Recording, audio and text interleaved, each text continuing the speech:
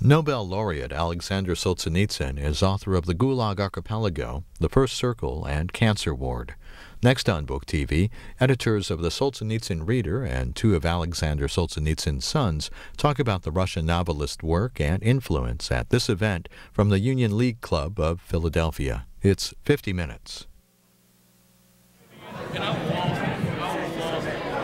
Ladies and gentlemen, some of you actually made it off I-95 tonight and got here, and we're very happy that was the case. There are many others who are not as fortunate as you, or so I am told. Thank you all for coming here tonight to the Union League of Philadelphia. And first, many thanks to all who have helped to put this wonderful event together. A lot of people worked very hard, and you know who you are. My name is Jeremy Beer, and I am the editor-in-chief of ISI Books, the publishing imprint of the Intercollegiate Studies Institute, a nonprofit, nonpartisan educational organization based in Wilmington, Delaware, whose mission is to educate for liberty. What does that mean? I don't have time to tell you, but if you're really interested, ask someone that says staff on the badge. That's who you want to talk to, and we'll talk to you for as long as you'd like. But on behalf of ISI and its president, Kenneth Cribb, who's with us here tonight somewhere, over here, Ken, who is also the publisher of ISI Books, I would like to welcome you to the celebration of the life and work of one of the great souls of our time, Alexander Solzhenitsyn. Tonight we officially launch into the world a book that my colleagues have heard me talk about, perhaps obsessively at times, for several years now, The Solzhenitsyn Reader, edited by Edward Erickson and Daniel Mahoney. It is truly a proud moment for our press and organization to have had the privilege to work with the editors, it's my personal privilege as well, and through them with the Solzhenitsyn family in putting together this landmark volume, more than 1/4 of which is new to the English-speaking world, something that we're particularly happy about. If I were older, if I had any money, I would announce my retirement right now. It can't get any better than this. It's going to have to somehow. That's it. On to business. We are honored to have with us tonight both editors of the Solzhenitsyn Reader, as well as Ignat and Stefan Solzhenitsyn. You will hear from all four, but first from editors Erickson and Mahoney, both of whom were widely recognized even before the publication of this book as among the world's leading Solzhenitsyn scholars and interpreters. Edward Erickson is Professor Emeritus of English at Calvin College. He is the author of Solzhenitsyn and the Modern World and served as the editor of the abridged single-volume version of the Gulag Archipelago. Daniel Mahoney is Professor of Politics at Assumption College and the author of, among other works, the critically acclaimed Alexander Solzhenitsyn, The Ascent from Ideology. Please welcome both Ed and Dan as they say a few words about the life and work of Alexander Solzhenitsyn.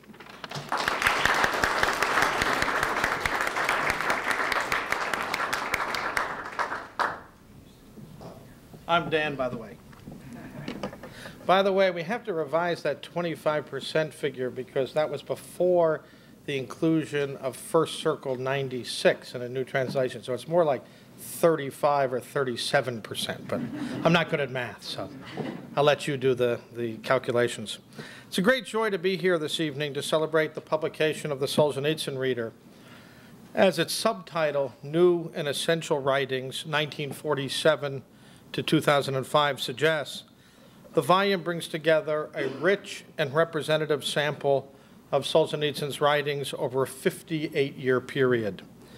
Readers can confront, again or for the first time, excerpts from Solzhenitsyn's best-known works such as The First Circle, although this time in a new translation of the original 96-chapter version of that work that I just referred to, Cancer Ward, and also the Gulag Archipelago, the magisterial work that did more than any other to bring down an evil empire built upon the twin pillars of violence and the lie. The reader reproduces in their entirety early prison and camp poems that allow us to better understand how Solzhenitsyn became Solzhenitsyn, and that reveal the exciting dimensions of Solzhenitsyn's literary art. It also includes old and new short stories and beautifully evocative miniatures sometimes called prose poems, that Solzhenitsyn wrote between 1958 and 1960, and again between 1996 and 1999. It also includes the best of Solzhenitsyn's essays and speeches, including some very well-known ones, such as the Harvard Address, the Nobel Lecture, Repentance and Self-Limitation in the Life of Nations, and many others that will be new or unfamiliar to American readers. One of my favorites is Solzhenitsyn's 1992 address to the New York Arts Club that essentially addresses the theme of postmodernism, and which is aptly entitled, "Playing Upon the Strings of Emptiness." In addition, it is now possible for English language readers to have access to some wonderful core chapters from all the volumes of the Red Wheel, Solzhenitsyn's 6,000-page literary and historical masterpiece on the events leading up to the Bolshevik Revolution of 1917. The Russian writer has described that work as nothing less than the chief artistic design of his life. The 18 chapters reproduced from the Red Wheel reproduced in the Reader include 11 from March 1917 and April 1917 that are appearing in English for the very first time. The Reader also includes substantial excerpts from previously unpublished works, such as 1998's Russia in Collapse, and from the 2 volumes of 200 Years Together that were published in Russian in 2001 and 2002. Thanks to the commitment and generosity of Jeremy Beer and ISI Books, the indefatigable labors of a first-rate translation team, including most notably Ignat and Stefan Solzhenitsyn, and their contributions, I think, go way beyond translation work. The encouragement and cooperation of Solzhenitsyn's literary agent, Claude Durand, and the goodwill of Moscow, that means Alexander and Natalia Solzhenitsyn, Ed Erickson and I were able to move forward with this labor of love. In the spring of 2003, we set out to make this work available by the end of 2006. That was our best case scenario, and to our constant surprise, we managed to stay more or less on course. And that had a lot to do with the virtues and help of our collaborators.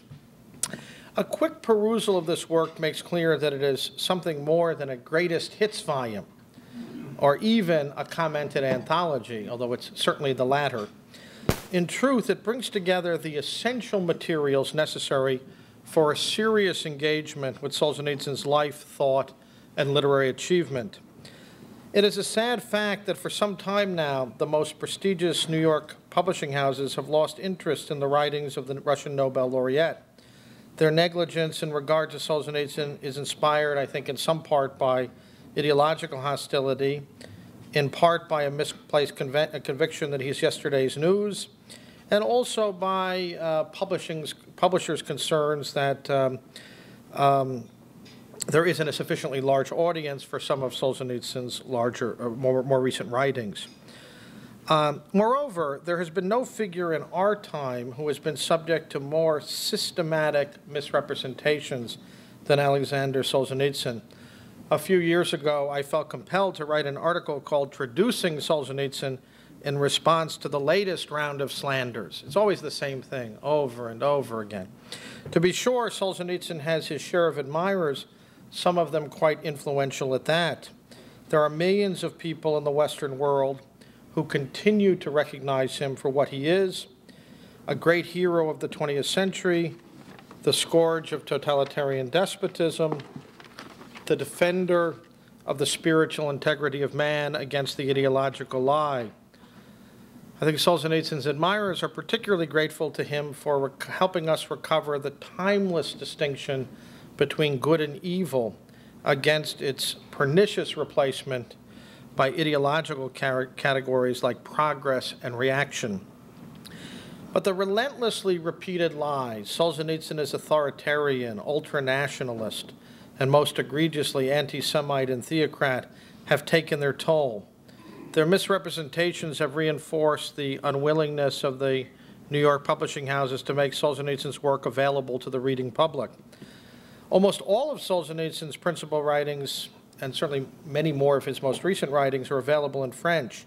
and more of those writings are available in German than in English. But the writer who has had such a dramatic impact on the 20th century has been ignored or marginalized by important journalistic, academic, and intellectual elites in the United States. But, and here is the good news, we need good news now. I have every confidence that the reader will go a long way toward neutralizing all of that. We now have direct access to the full range of Solzhenitsyn's reflection without the distortions promoted by his culture despisers. We are able to rediscover not only the anti-totalitarian titan, the debunker of the utopian illusion that men and societies can be transformed at a stroke, and how can we have failed to acknowledge our indebtedness to this St. George who slew the dragon of ideology.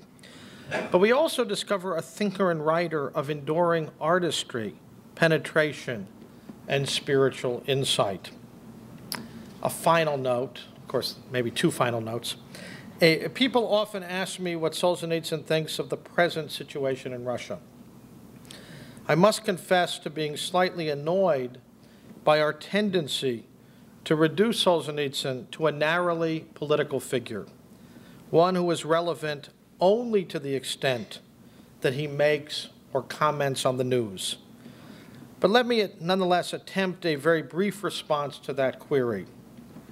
Solzhenitsyn remains, as he has been for many decades now, a thoughtful and passionate advocate of repentance and self-limitation, a critic of the lie in all its forms, an advocate of what he calls a clean, loving, constructive patriotism, as opposed to, and again I quote, a radically nationalist bent that elevates one's nationality above a humble stance toward heaven. Those are quotations from 1998's Russia in Collapse. Now, in contrast to the consensus that now dominates in liberal and conservative circles in the West, Solzhenitsyn saw the 1990s, the Russian 1990s, with its criminal corruption and pilfering of Russia's national resources, its unholy alliance of unscrupulous oligarchs and unrepentant apparatchiks, its betrayal of the rule of law and a genuine market economy in the name of a misguided market ideology, as a new time of troubles for his homeland. He has a balanced view of Russia today, in no small part because he does not identify the 1990s as a period of true democratic reform. And I should add that one of, I think, the great things one can learn from Solzhenitsyn's work is that the enemy in the Cold War was not eternal Russia, but a blood-soaked communist regime and ideology. Now, if Solzhenitsyn does not see Russia as being imperiled today by a new authoritarianism, he has made quite clear that Russia still has no democracy.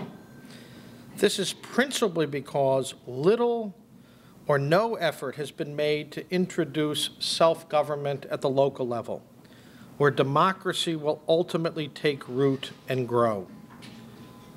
As Solzhenitsyn put it in his farewell remarks to the people of Cavendish, Vermont, on February 28, 1994, it's another text that's included in our reader.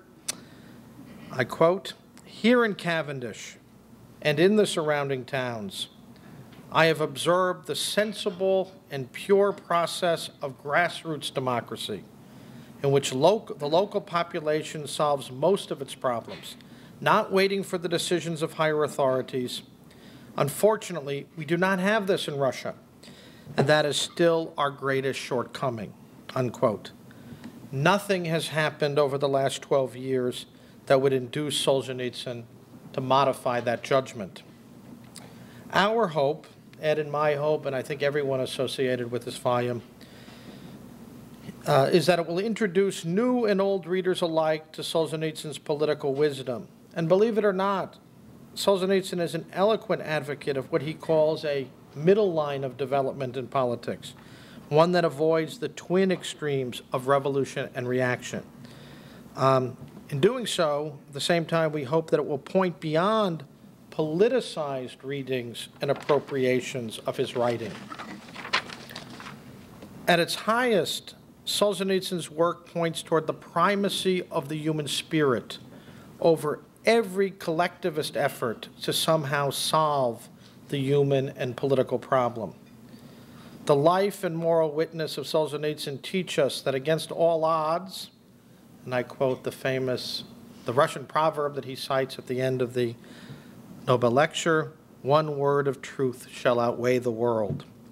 Solzhenitsyn's greatest gift to us is hope informed by a realistic but never pessimistic evaluation of our human condition and of the rich spiritual resources available to acting and thinking man. Despite everything, Solzhenitsyn has never lost faith in the providence of God or in the decency and courage of most ordinary human beings. Thank you.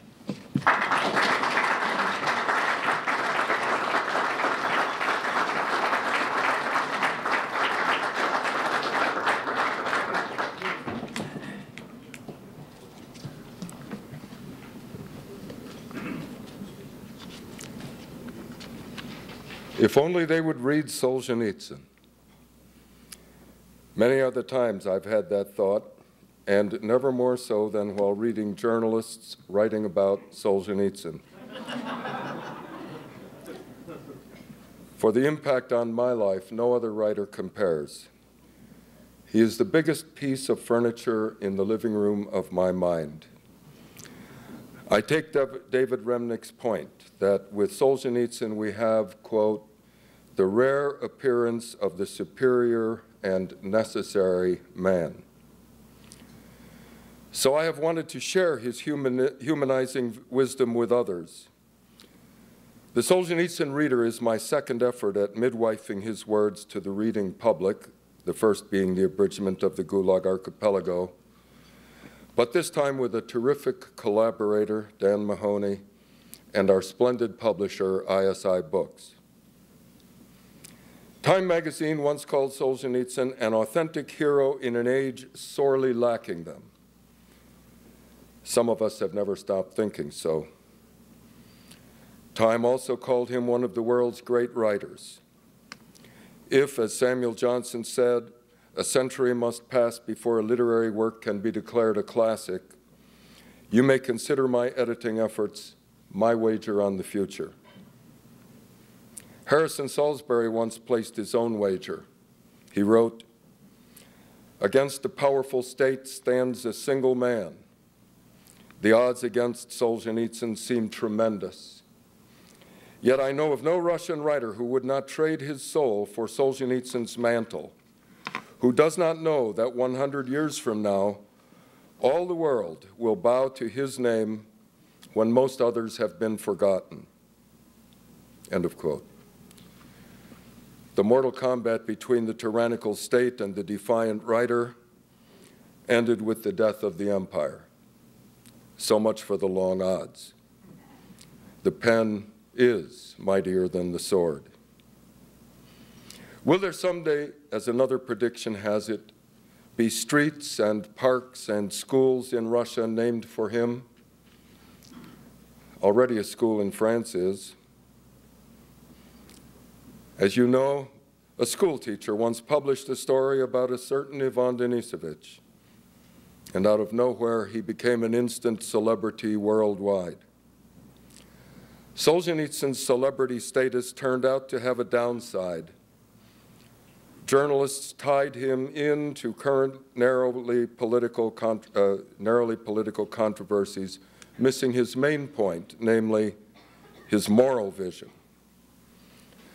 The collapse of the Soviet Union has made moot the squalls of yore. True elite opinion, which then resisted him, now declares him irrelevant. But authentic literature will not stay locked away in the file cabinet drawer marked the past. It will out. This historical moment augurs well for a rally in the stock of Solzhenitsyn. Earlier this year, Solzhenitsyn's novel, The First Circle, played in 10 installments on Russian TV to an appreciative audience never slipping below 15 million. His visage smiled down from city billboards. Scholarly conferences on him are occurring in Russia, and one will be held next summer in the U.S. Such conferences generate publications. There's no denying the greatest obstacle to Solzhenitsyn's literary revival.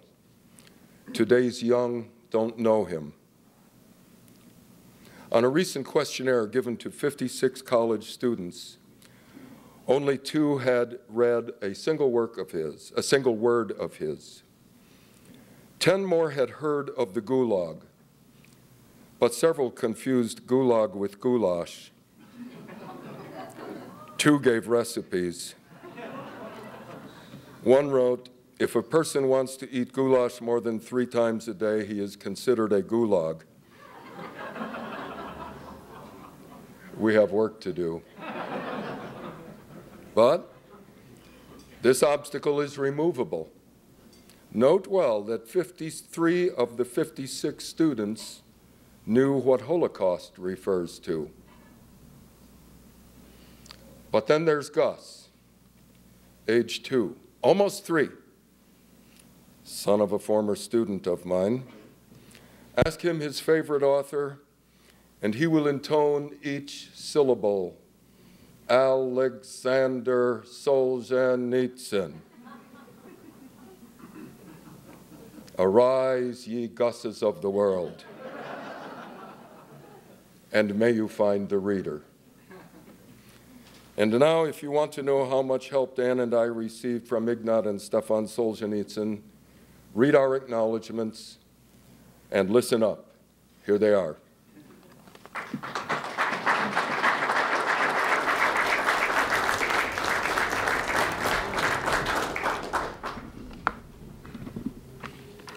Ladies and gentlemen, good evening. I'm indebted to Ed for those kind words. My name is Ignat Solzhenitsyn. My brother Stefan will speak in a moment.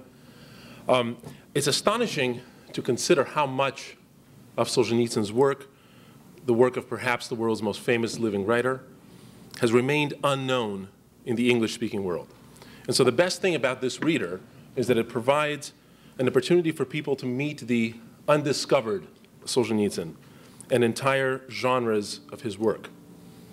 In the few minutes now allotted to me, I would wish to draw your attention just to one of these genres and to introduce you to Alexander Solzhenitsyn, the poet.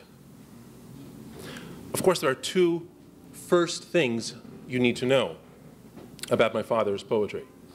One, that he wrote his last poem on December the 2nd, 1953, when at the ripe old age of 34, the same age I am today, he was told he had but 2 weeks to live. He was dying of cancer.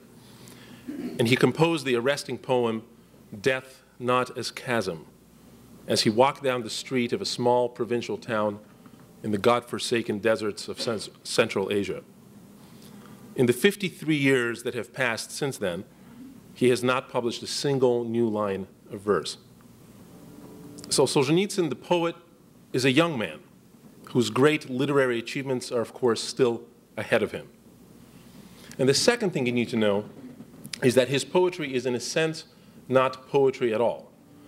In the judgment of many critics, and indeed by his own admission, his poetry lacks that element so crucial to the traditional notion of poetry: liberal use of metaphor and the self-consciously abstract aesthetic that Immanuel Kant considered to be an inherently defining feature of this art form.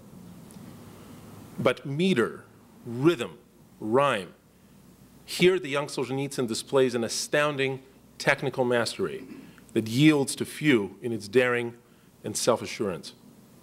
Combine this with a startlingly dense laconicism, an almost prose-in-verse style, and what you have is an utterly distinctive voice, as memorable as it is unorthodox. By far his most important poem is an extraordinary creation called The Trail, a novel-length work of 7,000 lines that my father composed entirely by memory, in utmost secret while serving his 8-year sentence in the labor camps of the Gulag. An inconceivable feat of courage, perseverance, and sheer willpower, it is also an indelible memorial of the shocking events he witnessed firsthand as a young man growing up in Stalin's surreal police state, and then as an officer of the Soviet army, advancing into Germany toward the end of World War II. While two other poems selected for the reader, Prisoner's Right and Akathistos, are indicative of a morally mature person, the trail tracks the moral awakening of my father as the film of communist lies slowly dissolved from before his eyes. And so permit me to share with you 3 brief passages from chapter 5 of this huge poem, a chapter that was placed by the editors at the very beginning of this reader as the very earliest writing to be included in this book. This dates from 1947, 1948. This first passage evokes the serene tranquility of the Belarusian woodlands before the violent advance and disruption of my father's battery unit. Flowing toward the rapid, murky Scourge, tween the aspen saplings on its banks, during autumn time, both cold and fine, slowly running Besid cools without a ripple as a placid lake without a current. Yellow crimson trees that line its shores lean their branches half the way across. During quiet weather, lightly as a feather, one can hear the leaves swoon down and drop. Next, I'll read to you a passage that describes an unforgettable moment within a moment. While a crowd of soldiers and onlookers, including my father, are gathered to witness an execution, the reading of the death sentence is interrupted by the menacing hovering of a German plane that seems, for a terrifying, immobile instant, to alter the equation of life and death.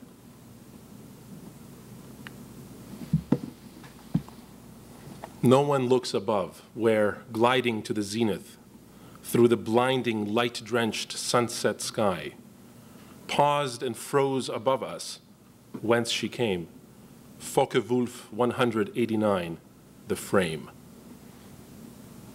No, the guards do see her. Now she's noticed by a staffer, then a second, third, a fifth, a sixth, throws his head back, listening no longer, and another, more and more, and now the whole big crowd. Someone shifted from the center to the side for cover. Someone else instinctively ducked down. Silence fell. No further was the sentence read. Tense with hope, the one who'll die raised up his head, bidding that his judges die with him together. She's a thorough watchman. Effortlessly could she scrutinize our herd to whom her eye was tethered, scoping every speck. Would she bomb us to a wreck?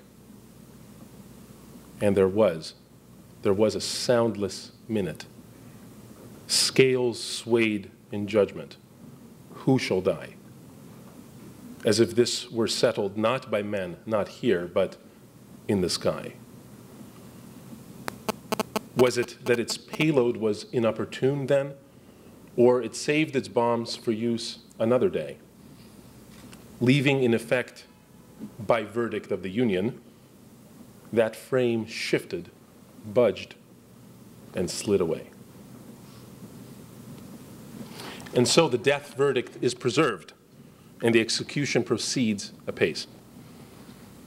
This last passage I will read to you rivetingly evokes the final agony of the condemned.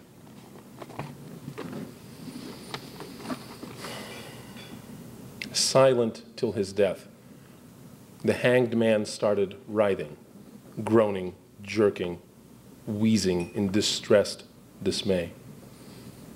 Maybe he imagined he was shouting? Was he looking round for help, nearby arrayed, when he slowly started swinging circles, turning this way, that way, back and forth he swayed, like as if he sought some friendly human faces, finding none, forlornly turned away. His 10 fingers singly bended and unbended, tight behind his back, and wouldn't close, as if cataloging every torment, as if tallying up every moment that he lived through on that post. His unclosing eyes filmed over and stopped shifting lively. His mouth froze in spasming, trembling state. Then there was no more to Nikolaev, nothing but a rigid dorsal plate. Right side, left side, each without a rudder.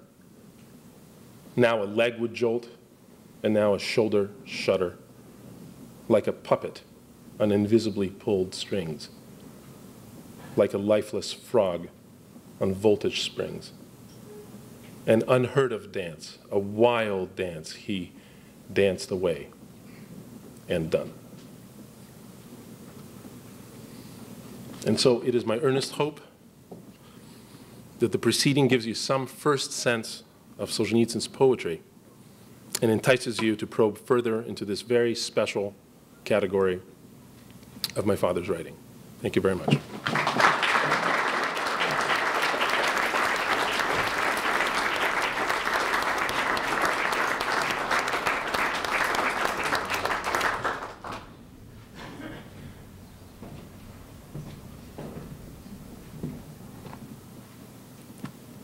I feel like I want to let that sink in for another 10 seconds or so.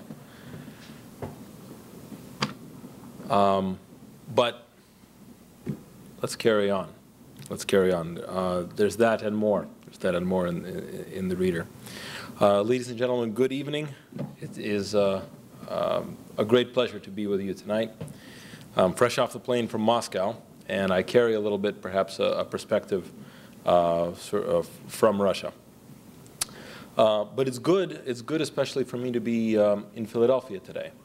Philadelphia is not only a place where I have family, my brother and his family, to be precise, in what is also its own long story. This is the city where I've always followed the local sports teams. These are my teams. So I'm very disappointed with our losing streak. Both losing streaks, the Eagles and the Flyers. But it's also good to be in Philadelphia because of what I think this city represents historically. I would suggest that Philadelphia, of all American cities, is the critical center of gravity that stood for the creation first and then the preservation of the Union. It played, I would say, the historians can disagree with me, it played the role of the responsible and stalwart citizen that had always tempered the hot-headed radicalism of the Bostonians, but it also tempered the dyed-in-the-wool commercial indifference of the New Yorkers to these questions. This august hall, this Union League, represents that stand for the country, the insistence that this nation should be. And that is the same insistence, except applied to Russia, that is one of the core beliefs that you will find in Solzhenitsyn's writing, at least so far as his view of Russia is concerned. I wouldn't want to, again, to limit it to just that, but within his beliefs of Russia, that's really what's most important. And that's why, to me, it's no surprise that for Russians, that in the late 1990s, Solzhenitsyn and his books have seen a remarkable resurgence. I would stress here the late 1990s, because as you heard earlier, they stand, at late 1990s and since, stand in sharp contrast to the early and middle 1990s. It's fair to say that that was a period of chaos, first and foremost. there was not much consensus at that time in Russia about even the existence of Russia, much less about the character of the country or some sort of mission that the country may be there to carry out. And so at that time, critics perhaps were right to say that he was neither needed nor heeded, and not all that widely read in that period. Notwithstanding it, he continued to write nevertheless, and he produced quite a bit of new works in new genres during the 1990s. These included, just to list off a few, a literary collection, reflections on many of Russia's finest living writers of the 20th century, both living and those that had passed away. Produced numerous short stories. You will find some in the Reader. Some of the short stories he produced in the 90s actually were about World War II. But in the interim period, he had not written much about World War II. It was actually a reunion with his with the buddies in his platoon that awakened memories in him, and they themselves had memories that enabled some of these short stories to come to being. A wonderful example of how sometimes what a writer needs is the soil, because where your soil is, where your land is where your friends are. He was able to create that. He wrote 200 Years Together, a necessary journey into the thorny issue of the relations between Russia and her Jewish population. Memoirs of Years in the West, and coming soon, memoirs of the 1990s themselves, a book called Another Time, Another Burden, not yet published even in Russian. Today his books are carried by every one of the big three publishing houses in Russia, the largest ones, as well as the intellectual boutique publishers. And the accessibility, visibility, and even sales of his books are up uniformly. In a few weeks, there's going to be a gathering much like this one, where we're going to pop the cork on the first of 30 volumes of his collected works. This is going to be, this is going to include essentially all of the published major works of his life, and the publication is going to continue for 4 years on. That brings me to the Reader. This work is a true, in a greatest American tradition, one-stop shop. A true all-in-one affair. I did my own calculations, I did my own math, and by looking at those 30 volumes that are getting published in Russian, the Reader, it seems, will represent a good more than 70, if not 80%.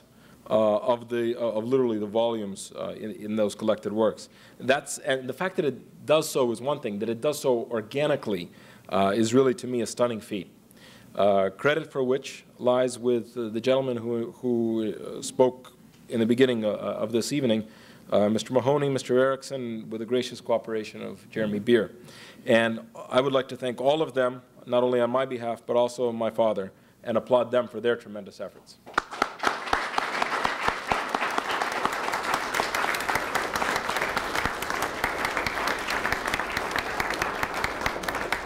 Now, Solzhenitsyn's presence in Russia, of course, is measured much more than just in the bookstore. Matryona's home and Ivan Denisovich are in the standard high school curriculum, so problems of goulash and gulag are a little more relevant to perhaps the West than they are to Russia, thank God. And the proceeds of the Gulag Archipelago, which have always been used for charitable and cultural purposes, are continuing to do their good work. Today, through the vehicle of my father's Russian Social Fund, which essentially is the proceeds of the Gulag Archipelago, there are 3,000 elderly and poverty-stricken veterans of the Gulag, former political prisoners, receiving regular assistance. This extra bit of material help is critical to them, many write, but no less important is the moral recognition. The country has not forgotten them. The country remembers them, even if its government doesn't take any further steps to expiate the historical shame of their incarceration. And that same fund finances the Solzhenitsyn Literature Prize, which it's going to be handed out for the 10th consecutive year in a row this spring. It's not unique. There are many literature prizes in Russia, but this one has earned its place as one of the most respected, due foremost to the independence, its independence from government or from any corporation, to its respected jury. My father is one, but just one, of the members of that jury. This is truly a voice of Russian literature today, judging the best that literature has to offer. But most importantly, I would say his presence is felt, and the strength of his presence is felt in the ideas that predominate in Russia. 15 or 16 years ago, the National Review asked on one of its covers whether Solzhenitsyn's ideas might come one day to, quote, rule Russia. I think there's something to the question. Look at just 3 of his key points. His point number 1, if all your friends tell you to go jump off the cliff of totalitarianism into the lush valley of democracy, don't do it. There's not going to be a soft landing. Russia did not buy into that lesson before, but today it does. A second point, he said 17 years ago, Russia owes a debt to the 25 million Russians left living as minorities in adjacent republics. We cannot be indifferent to their fate, he pointed out. We must remain for them a cultural home, for them and for all Russians living in the world, in truth, as well as a political home if they choose to resettle into Russia. This very point was dismissed as romanticism at best, dangerous nationalism at worst. And the plight of the 25 million he talked about in the early 90s and middle 90s was roundly ignored. Today, it's hard to find anyone in Russia who doesn't think this is an issue and who doesn't agree with him on this point. A third one, just to give an example, from the 70s on, he has been pointing out that Russia needs to work on its internal development. It needs to stop living for the sake of an artificial ideology. Again, a message ignored, of course, by the Soviet regime, which lived for that ideology, but then it was deemed not very relevant in the early post-Soviet period either. The new ideology then was meant to be laissez-faire in best Republican traditions, but turned into a bungled and criminalized oligarchic kleptocracy. Today, Russia still continues to be riddled with corruption and never has seen a true flowering of democracy, he would say.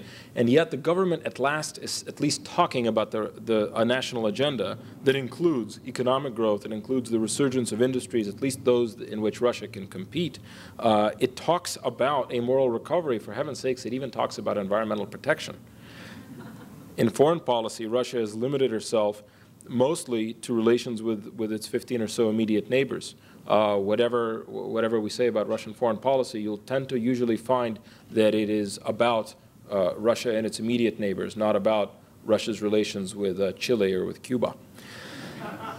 And so you might say that today Russia has decided that it wants to just be itself again. It wants to be that responsible and stalwart citizen that looks after its own house, lives in mutual respect with its neighbors. It's a painful search. It's fraught with potential for error as well as manipulation, and indeed, it's not a search that's bound to be successful. It could end in failure. But it is at heart a noble search, and exactly the one to which Solzhenitsyn has always called our country to follow.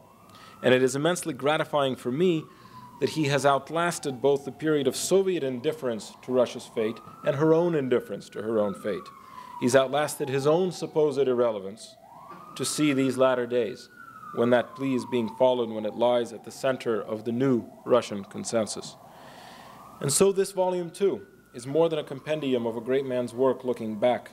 It's actually a very relevant summary of the historical and the moral lessons that Russia as a nation has learned and that we all as humanity can draw from the 20th century. It does so sometimes through essay, more often through the incomparable medium of the literary art. And I have every confidence that those lessons that have yet to be learned, and there are many that need to still be tackled, are going to get tackled. Russia will tackle them, and Russia will come through them. So I predict that this reader, too, is going to be compelling, not just relevant, but compelling reading for a long, long time to come. I thank you for your attention.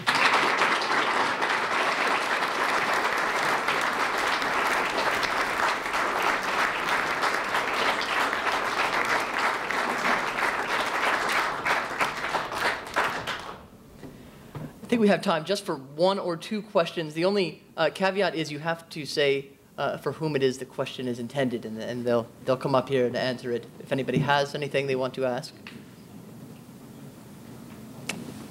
Ken.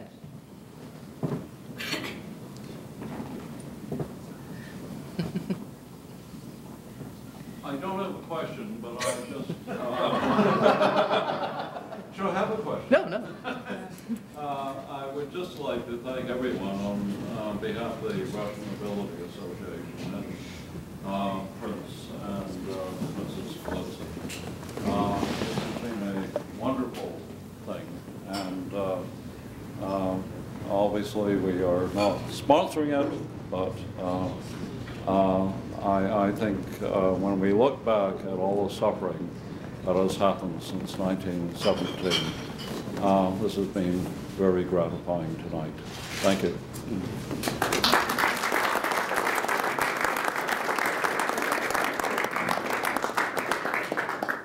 This is for the sons of Alexander Solzhenitsyn. What is Russia's current, what do you think your father's position would be on the relationship with Georgia right now in Russia in terms of the conflict that's going on with natural gas and cutting off all transit to Georgia in the Caucasus, et cetera? So what would his opinion be of the situation? Well, lately he and I had a very hot debate about whether gas should be priced at $165 or $170 per cubic meter, per 1,000 cubic meters. We were having, I was saying the 170 was fair, but you know, his industry cost curves were indicating 165. He doesn't have an opinion on your question. I think the larger answer would be that he's not a political commentator of the everyday. He has you know, what he has in the past said in general is that during the Soviet period that he clearly saw that there was going to be that the Soviet Union was an empire that wasn't going to last, and the notion of an independent Georgia alongside alongside Russia as two separate countries was really never a shock to him at a time when it was a shock to pretty much everybody else in the Soviet Union and in the rest of the world, whatever political persuasion. So I think he's always had a very, in a sense, he's seen through to the core of that relationship before any of us ever did. And likely Russia and Georgia are going to work out their problems. And the question that was just asked will be viewed as, you know, one that was relevant on November the 3rd, and maybe not even relevant anymore by February of the year to follow. Yes, this is a question for either Mr. Solzhenitsyn or Mr. Solzhenitsyn. Is the United States needlessly making a potential enemy of Russia by pushing our own allies and satraps up to the very borders of Russia, by trying to incorporate Russia's nearby neighbors into NATO, and thereby setting up a tripwire for war between the United States and Russia based on conflicts of the very sort over the price of gas in Georgia? Politics again. I'll nevertheless try to be on point to the question.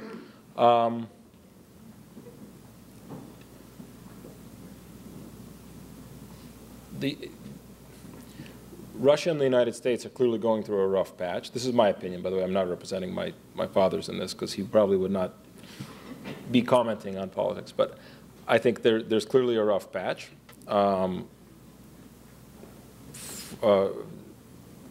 The United States is, you know, pursuing a policy that I wouldn't want to. Oh, tape recorder, stop. The U.S. is pursuing a policy that you know, Russia clearly sees as sort of, you know, wherever Russia looks next to its neighbors, there is a certain U.S. policy about, you know, every one of those neighbors. So there's a lot of tension in that regard. For the United States, probably if somebody asked me, you know, my personal opinion, which is what I just took your question to be, there probably would be it would probably be wise to you know, pick those spots on Russia's borders that are more strategic than other spots on Russia's borders. And if Russia starts seeing active U.S. policy on, you know, maybe 1/3 or 1/2 of its borders, that would make Russia less suspicious that somehow the United States was out to get Russia. Having said that, I'm not saying the United States is out to get Russia, but it would probably be, you know, wise to prioritize. One more question right here in front. To get away from politics, what role does a religious awakening have in Russia? This question would be for either Ignat or yes, for Ignat perhaps.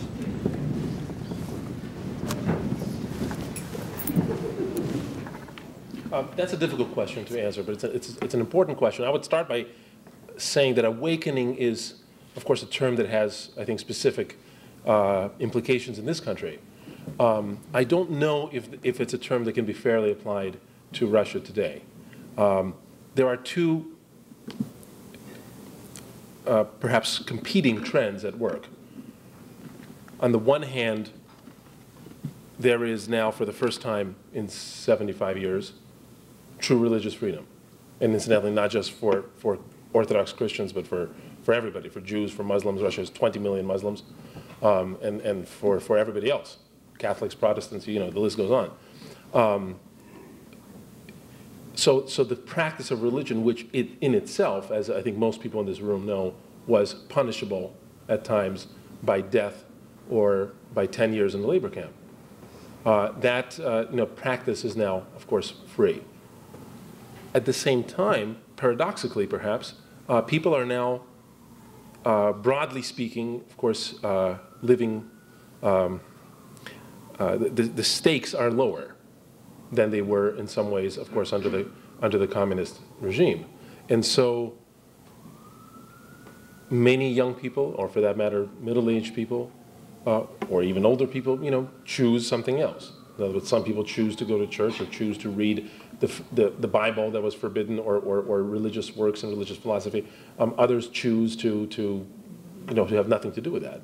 And I think obviously that's as it should be in a free society. So to sum up, I think that there is a sense that that religion and Russian Orthodoxy in particular, of course, has reestablished, has retaken its proper role as an important element of society. At the same time, I would personally not make a great prediction about any kind of a return to a shall we say, Christian society, because as has been pointed out many times, we appear to be living really in the West in a post-Christian world. And I'm not sure there is a way back. Maybe there is a way forward that somehow incorporates that. But I think Russia itself will eventually find herself in that similar position. That's just my view. Thank you. So.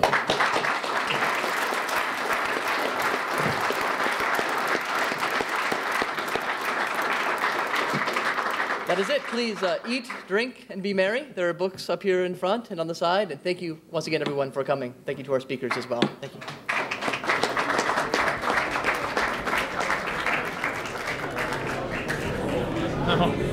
Skip roll. Let's skip roll.